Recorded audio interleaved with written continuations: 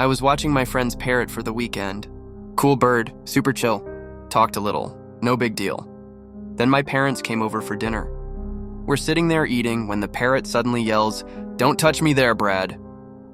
Everyone freezes. My mom goes, "Who's Brad?" I'm not even dating anyone named Brad. Then the bird follows up with, "I said no, Brad. Bad Brad." My dad drops his fork. I had to explain it's my friend's ex, who apparently trained the bird during arguments. I'm never bird sitting again, and my parents still think I'm hiding a Brad.